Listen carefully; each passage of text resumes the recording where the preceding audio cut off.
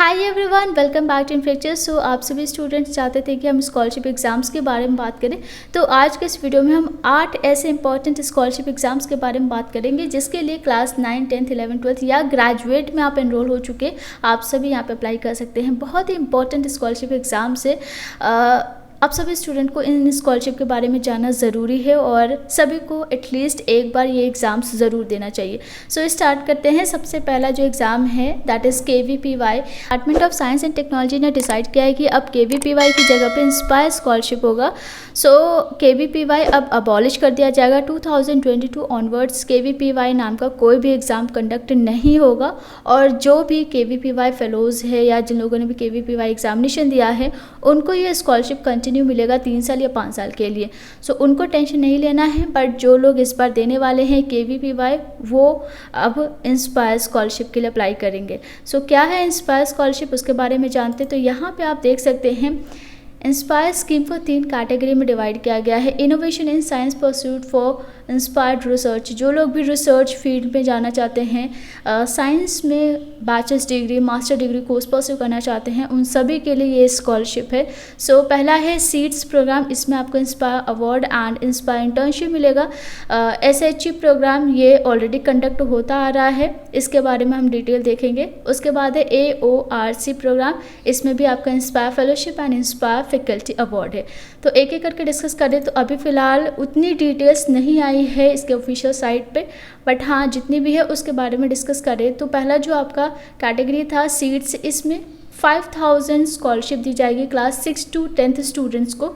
10 to 15 years age group students के लिए ये स्कॉलरशिप होगा और इसमें भी आपको समर कैंप अरेंज कराया जाएगा 50,000 साइंस स्टूडेंट्स के लिए। तो क्लास 11th में आप साइंस परस्यू करते हैं तो 50,000 स्टूडेंट को ये समर कैंप के लिए अपॉर्चुनिटी मिलेगी। और उसके बाद दूसरा जो स्कॉलरशिप है उसके बारे में बात करें SHE, ये bachelors and master level education के लिए। अगर आप नेचुरल साइंसेस में बैचलर्स या फिर मास्टर या फिर इंटीग्रेटेड कोर्स करते हैं नेचुरल साइंसेज में, तो उस केस में आप अप्लाई कर सकते हैं। इसके बारे में हम आगे डिस्कस करेंगे।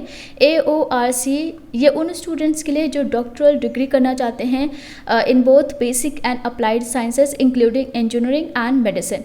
सो इंस्पायर SHE की बात करें तो यहाँ पे ये कुछ डिटेल एलिजिबिलिटी कंडीशन है। सबसे पहली कंडीशन ये है कि आप क्लास 12th का एग्जामिनेशन किसी भी स्टेट या सेंट्रल एजुकेशन बोर्ड से दे चुके हैं और आप टॉप 1% में आ रहे हैं तो आप एलिजिबल हैं। अब ये कैसे पता चलेगा कि आप टॉप 1% में आ रहे हैं, तो इसके लिए जो भी बोर्ड है वो आपको एक एलिजिबिलिटी नोट सेंड करती है बाय पोस्ट।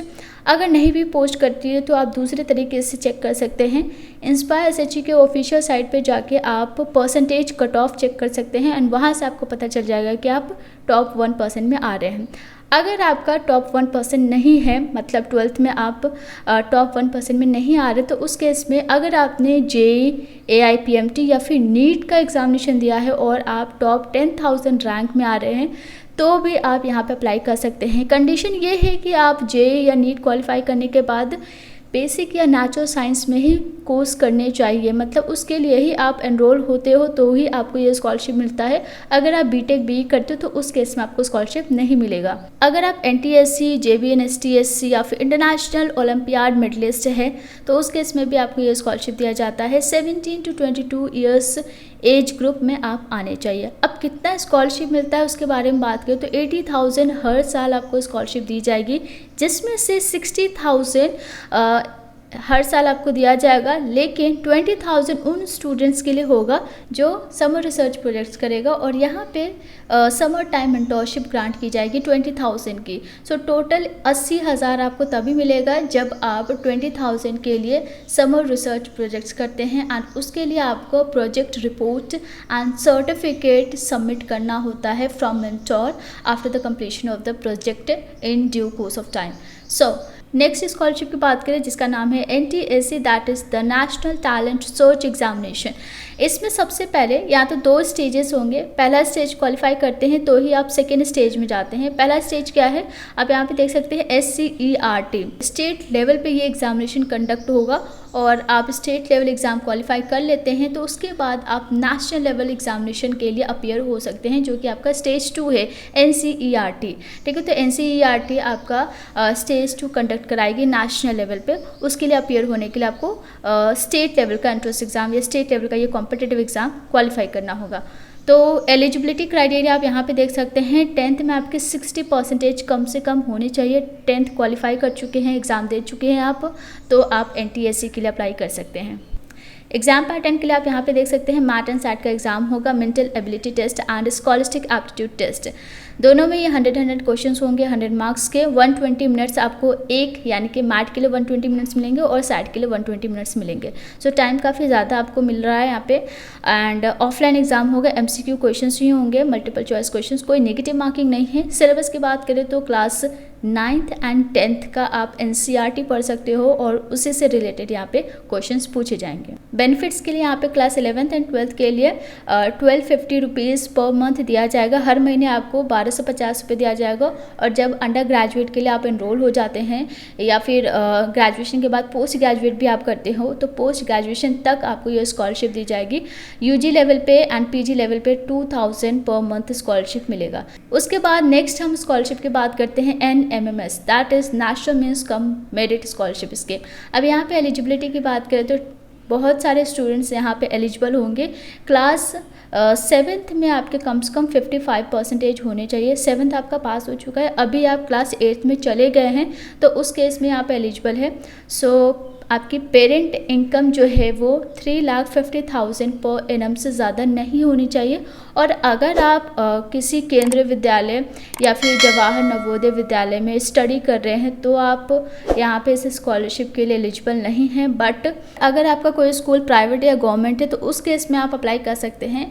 अगर आपका स्कूल गवर्नमेंट तो है बट रेसिडेंशियल स्कूल है तो उस केस में भी आप यहाँ पे एलिजिबल नहीं होंगे।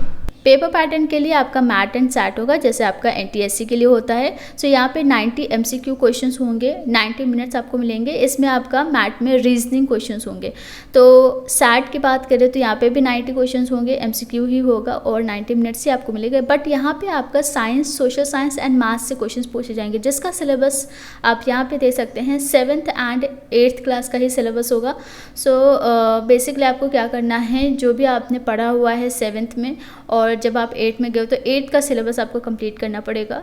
Science, social science and maths, ये 3 ही सब्जेक्ट से सैट में क्वेश्चन पूछे जाएंगे। बट मैट के लिए आप एक सेपरेट बुक ले सकते हैं, उसमें आपको रीजनिंग की प्रैक्टिस करनी है या फिर आप NMMS के प्रीवियस पेपर को सॉल्व कर सकते हैं। तो यहाँ पे आपको 12,000 स्कॉलरशिप दी जाएगी क्लास 9, 10th, 11, 12th में, ठीक है। उसके बाद है PMESSP स्कॉलरशिप जो कि 2022 से ही स्टार्ट हुआ है। पहली बार ये एग्ज़ाम को कंडक्ट कराया जाएगा NTA के द्वारा, YET that is Yashasvi entrance test 2022। तो अगर आपका जो स्कूल है वो रजिस्टर्ड होगा तभी आप यहाँ पे अप्लाई कर पाओगे। उसके लिए कैसे पता चलेगा, जब आप अप्लाई करोगे तो वहाँ पे एक लिस्ट होगी स्कूल्स की सेलेक्ट करने के लिए। अगर आपका स्कूल आ रहा है तो आप आगे फर्दर फॉर्म फिल कर पाएंगे, अगर नहीं आ रहा है मतलब आपका स्कूल रजिस्टर्ड नहीं है। सो OBC, EBC, DNT कैटेगरी के कैंडिडेट्स यहाँ पे अप्लाई कर सकते हैं। अगर आपने क्लास 8th पास कर लिया है या फिर क्लास 10th पास कर लिया है, अभी फ़िलहाल आप क्लास 9th में हो या फिर क्लास 11th में हो तो उस केस में अप्लाई कर सकते हैं। तो 2 टाइप के यहाँ पे स्कॉलरशिप है class 9th and class 11th students के लिए। उसके लिए यहाँ पे आप एज लिमिट चेक कर सकते हैं। क्लास 9th में तो ये आपको देखना है कि इस ईयर में आप बॉर्न होने चाहिए और अगर आप क्लास 11th में हैं तो ये आपको देखना है कि इस ईयर में आप बॉर्न होनी चाहिए। आपकी एनुअल फैमिली इनकम 2.5 लाख से ज़्यादा नहीं हो। सो स्कॉलरशिप कितना मिलेगा वो आप यहाँ पे देख पाओगे। क्लास 9th के लिए 75,000 हर साल मिलेगा और क्लास 11th के लिए 1,25,000 हर साल मिलेगा। अब एग्जाम पैटर्न की बात करें तो उसके लिए आप यहाँ पे देख सकते हैं कंप्यूटर बेस्ड टेस्ट होगा, हिंदी या फिर इंग्लिश में आप टेस्ट दे सकते हैं।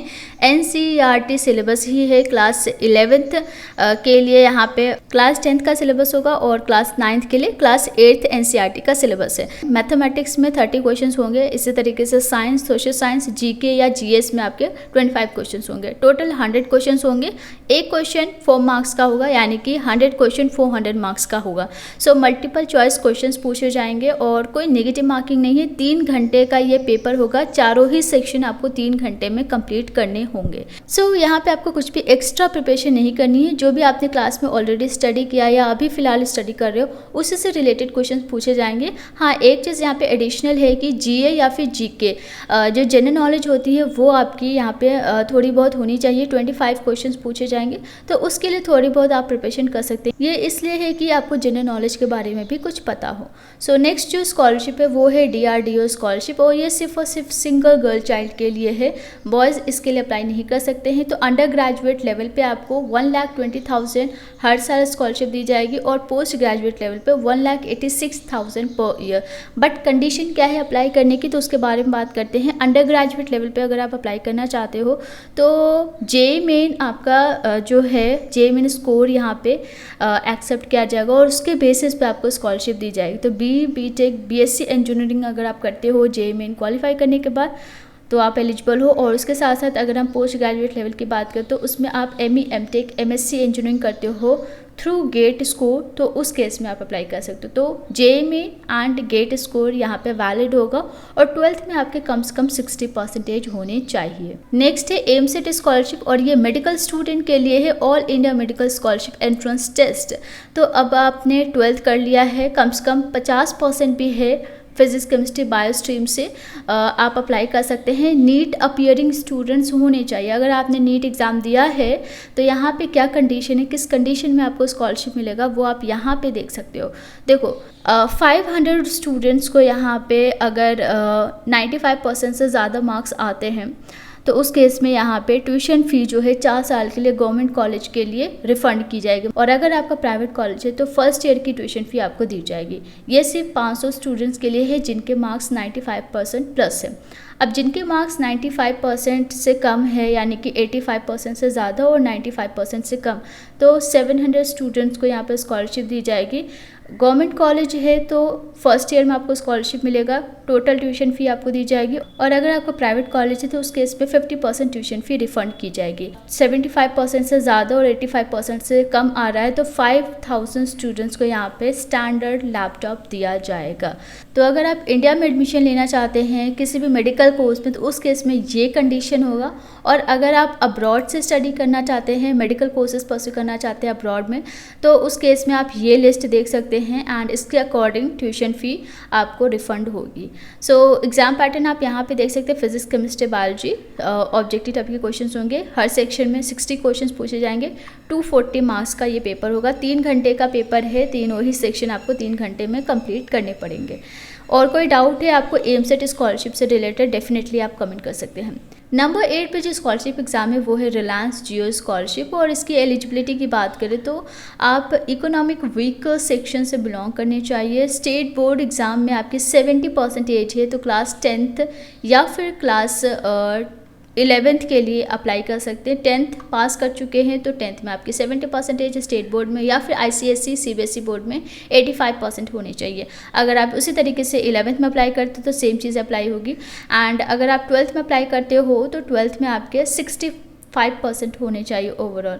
ग्रेजुएशन के लिए 75% है, और पोस्ट ग्रेजुएशन के लिए 75% है। कितना स्कॉलरशिप मिलेगा वो आप यहाँ पे देख सकते हैं। सो आई होप सारी चीज़ें क्लियर हो गई होगी। अभी और भी स्कॉलरशिप एग्ज़ाम्स है जिसको मैंने इस वीडियो में इंक्लूड नहीं किया है। अगर आप और भी एग्ज़ाम्स के बारे में जानना चाहते हो तो वो आप हमें बता सकते हो, लेकिन ये कुछ इंपॉर्टेंट स्कॉलरशिप एग्ज़ाम्स है। देखो कभी कभी लक भी होता है, कभी कभी आपको खुद भी नहीं पता होता कि आप ये एग्ज़ाम क्रैक कर पाओगे या नहीं कर पाओगे, बट आप एग्ज़ाम देने के बाद ही आप समझ पाते हो। सो ट्राई करो कि आप सभी स्टूडेंट्स एटलीस्ट एक बार एग्ज़ामिनेशन ज़रूर दो, और जिस भी क्लास में है हर क्लास के लिए स्कॉलरशिप एग्ज़ाम्स होते तो अपने अकॉर्डिंग आपको अप्लाई करना है। मैं यही सजेस्ट करूँगी कि आप प्रिपरेशन करो या ना करो, बट अगर आपके स्कूल में अच्छे मार्क्स आ रहे डेफिनेटली यहाँ पे भी आपका ये एग्ज़ाम क्वालिफाई होगा। डाउट के लिए कमेंट कर सकते हैं, और चैनल पर फर्स्ट टाइम आए तो चैनल को सब्सक्राइब करके नोटिफिकेशन ऑन कर सकते हैं। हो सके तो वीडियो को ज़्यादा से ज़्यादा अपने ग्रुप सर्कल में सर्कुलेट कीजिए। एंड आज के लिए बस इतना ही। Thank you so much and take care.